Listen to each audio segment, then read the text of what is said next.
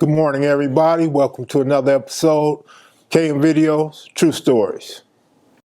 Welcome to another episode, kevmacvideos, True Stories. I get my bone on, you know what I'm saying? Cruising down the street in my city car. I hit front, back, side to side. From my glow, my dog, the pimp, the hog. Check it out. Had this dope, sweatshirt and long song. That was it. I never stopped banging. I started banging hard, then I got so hard till it was a shame. Welcome to another episode of kevmacvideos, True Stories. Today's story, I'm gonna pick up where I left off yesterday. I told you guys I'd give you a part two. So here go the thing. My father's house for us and his girlfriends probably had a recidivism rate as high as California Department of Corrections. In 1983, I go back to Mom's house.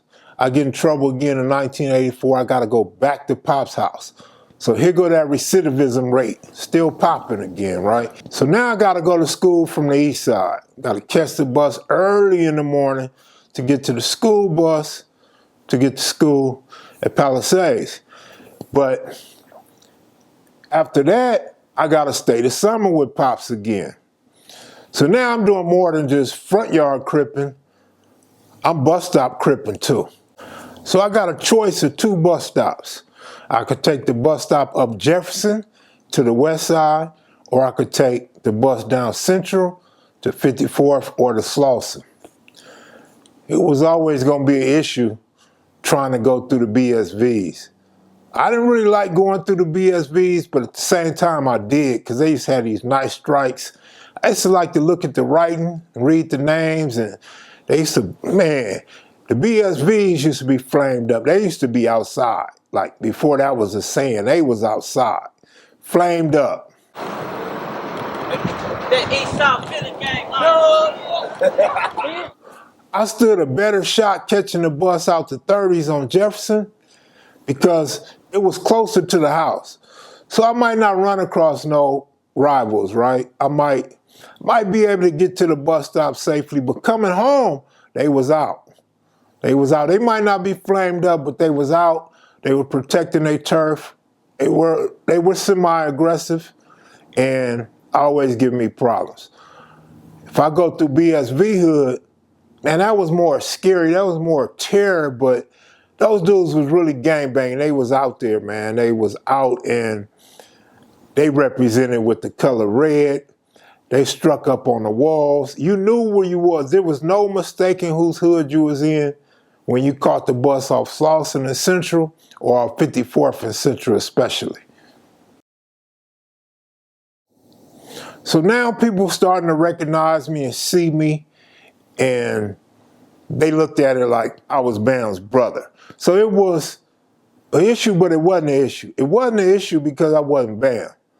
It was an issue because that wasn't no Crip turf right there, and a lot of dudes that was over there was cripping, they was going to YA or prison or moved off the east side, especially my partner Mookie. Now Mookie was interesting because he grew up over there and he knew everybody, but everybody didn't know he was cripping. Like Mookie kept that to himself. Now, he would wear like blue sweaters. He might even wear some blue strings, but Mookie was just cool. Like, he wasn't really pushing Crip on them dudes like that, but he had altercations with the 20 Outlaws. And so the 20 Outlaws, the Bloodstone Villains, the 40 Pirus, the 30 Pirus, it was always going to be an issue over there with any of us. So I got to go to summer school Crenshaw from over there, and it was like a pinball machine game. Like, I always got to pick and choose which street I'm going to go down, what block I'm going to go down, you know what I'm saying? Sometimes I might take King Boulevard. Now I got a little further walk, and on Griffith and Jefferson between King, I don't know who lived there across from that liquor store. Man, them dudes used to be Piru crate, man. Them dudes right there, they were super aggressive. I used to like to go to the store and get my junk food. Now, it was a spot, it was a market on 33rd and Central, or it was a market on Jefferson and Griffith. again, always safer to go to the store on Jefferson because it was just right across the alley and 1 block away. Going to the store on 33rd, that was pretty easy, pretty smooth, but then you got a lot of Mexican gangs, and you have a straggler here or there that's a damo, and they weren't really aggressive, I guess, because they lived here or whatever, but always a choice. So if I seen some blood, if I seen some red one way, I go the other way.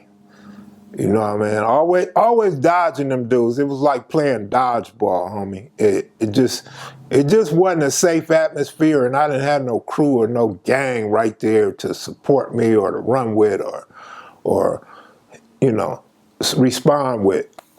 Man, they would hit me up.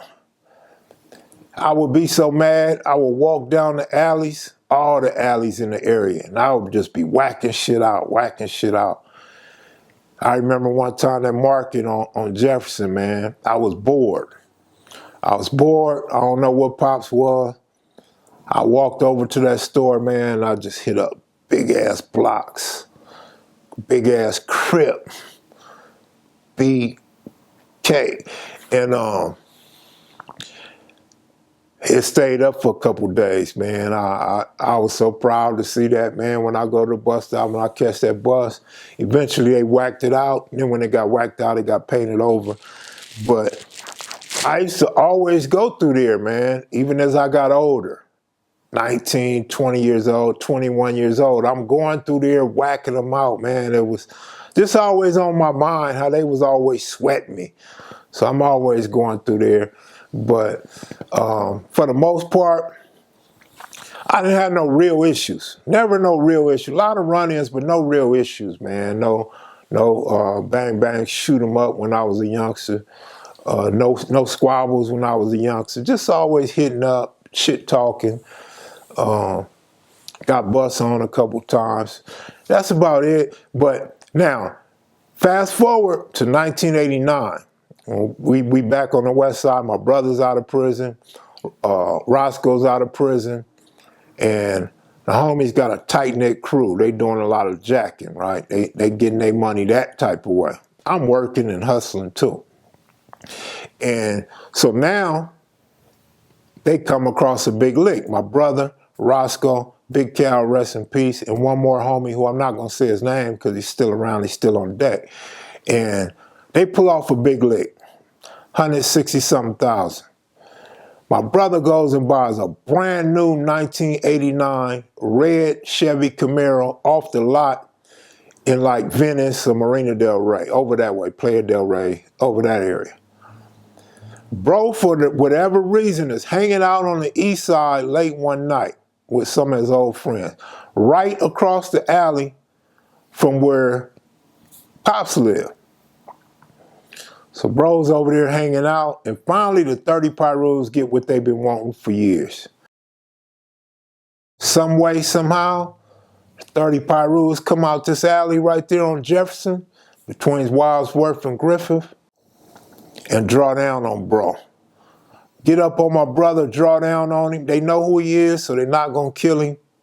But they've been looking for him, and they wanted him, and they end up robbing him and taking his car. They took his car, tore it up, burned it up, they torched it, set the car on fire.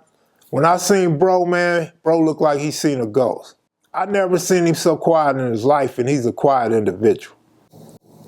But yeah, they finally caught bro, man. I felt some type of way about that. So I would go through there and whack them dudes out all the time and through the alleys and shit. And then a couple times I hit up on the market. They had a big old giant white wall on Paloma off of Jefferson.